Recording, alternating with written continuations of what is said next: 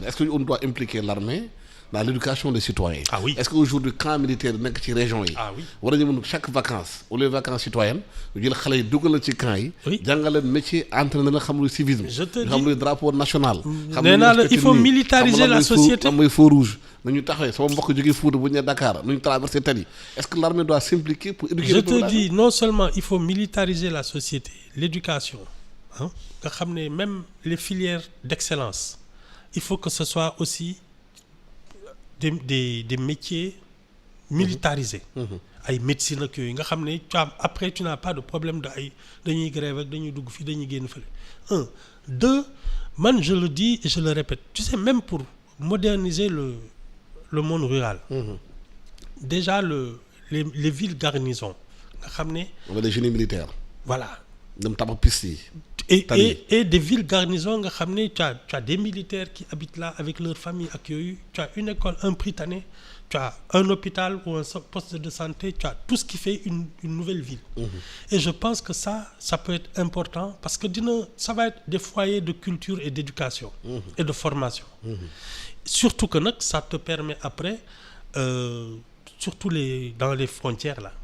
maanaam de surveiller dox ci frontières yi. Ah oui. Ça permet de gérer cette histoire de li xew Mali. Li xew Burkina Faso. Terrorisme ak yooyu daal. Guinée Bissau Guinée ak yooyu Gambie il faut jalonner nos frontières de ville garnison. Parce que ñun déjà on a un statut un peu spécial sur le continent surtout en Afrique de l'Ouest. Il faut que nos jeunes là génération yi ñuy former il faut que de plus en plus ils comprennent ce que c'est qu'avoir une patrie et être prêt à la défendre. Parce que lii ñëw nii avec les enjeux du pétrole du gaz ak yooyu il faut être solide dans ses racines. Parce que bu ñu xoolee programme yu parti politique yi jox Sénégalais yi da Abdoulaye Wade Abdou Diouf sax ba Abdoulaye Wade Macky Sall ñi nekk ci bees gisuñu benn réflexion bi dem ci loolu ci maanaam comment sécuriser le pays en cas au cas où. C'est l'éducation. Comment mobiliser Sénégalais au cas où parce que ñu Mali ak Burkina bi li fi dalee ils sont obligés de faire des VDP des volontaires affaires yooyu yóbbu ay xale yu ndaw amuñu benn formation mais djihadistes dina canardé. Bien sûr non et puis il y a deux dangers benn mooy effectivement il faut avoir un pays où les gens sont prêts à se défendre à le défendre. Deuxième chose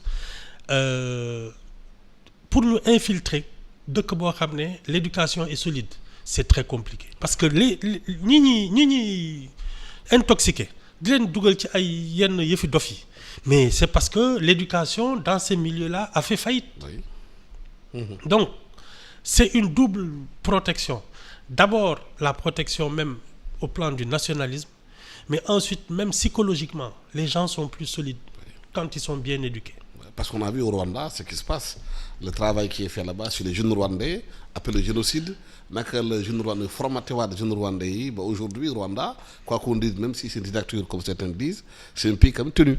Alassane Israël le monde entier peut l'attaquer ils sont solides sur leur base parce qu'ils savent ce que c'est avoir une terre nu mu jafee ak ni mu méttee ñoom duñ ci naxante duñ ci kii il faut comprendre que c'est extrêmement sérieux d'avoir une terre une patrie gos yi ñuy bàyyi ñuy dem nii ils savent pas quelle est la valeur d'avoir une nationalité une nation faire partie d'un peuple.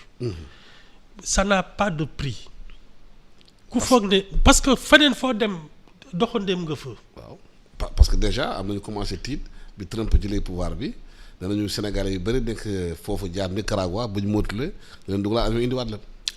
Non c'est cette conscience même d'abord il y a aucune excuse Alassane c'est un pays où tout est possible. ñun fii amuñu ay tremblement de terre. est-ce qu'on a donné ces possibilités là d'éclore est-ce que def nañu luy war pour loolu am. mais parce que ñiy xëccoo pouvoir bi c'est le cadet de leur souci ñoom s'installer. mais lu tax Sénégal de continuer nag dañ la wooteel nag kon fekkee ne seen cadet de leur souci. réew mi intéressé wu la moo tax. nit ñi dañ la wooteel mais nguuru. lan moo tax nit ñi dañ la wooteel. nit ñi tam c'est le même truc c'est-à-dire yow kii ngay voter ci moom nga yaakaar pour defaru En général c'est ça ils ont des mooy seen partisans yeeg yooyu. mais kon par où commencer pour Mais- changer les choses par où xoolal commencer ce qui s'est passé depuis 6 mois. saa yu ñu nommé kenn ku bokkul Pastef à un poste de direction les militants disent attends nommer des gens de chez nous. C'est parce que c'est comme ça que nous on réfléchit. On va à la soupe c'est-à-dire man dama lay jàppale nga toog mais après retour sur investissement li ma xeex ci mbedd mi da nga ma koy fay c'est comme ça que ça marche. kon xeexoo parce que da nga gëm xeex bi da nga xeex parce que da ngay xaar dara. ah da ngay tu prends le pouvoir c'est tout prendre le pouvoir nag après ce que tu en fais c'est ça la différence su dee yow tu prends le pouvoir pour sortir un pays de ses problèmes wala tu prends le pouvoir pour t'installer toi et tes amis la différence est rapidement visible. bu ñu ko ne si dynamique boobu kan lañ ci génn on s'en sortira quand. Sénégalais yi de toute façon tu sais si les Sénégalais étaient travailleurs je pense qu'on n'en serait pas là c'est-à-dire que nous notre premier problème c'est qu'on a un rapport laxiste avec le travail. pourquoi li waral loolu. C'est de l'éducation. Et pourtant c'est un pays des musulmans. C'est de l'éducation. C'est un pays où le christianisme est très fort. C'est de Et l'éducation. toutes les religions parlent de travail. C'est de l'éducation. C'est aussi simple que ça. Éducation où dans la famille, à l'école ou partout. Partout. Parce que l'éducation de la famille est prolongée par l'éducation nationale. C'est-à-dire que la famille te donne des valeurs plus ou moins humaines, mais les valeurs de civilisation et universelles de citoyenneté, ça c'est l'école. Oui, mais est-ce que c'est pas la famille qui a failli aussi? Est-ce que c'est pas une faillite de la famille? Mais la famille, elle s'adosse aussi à l'État.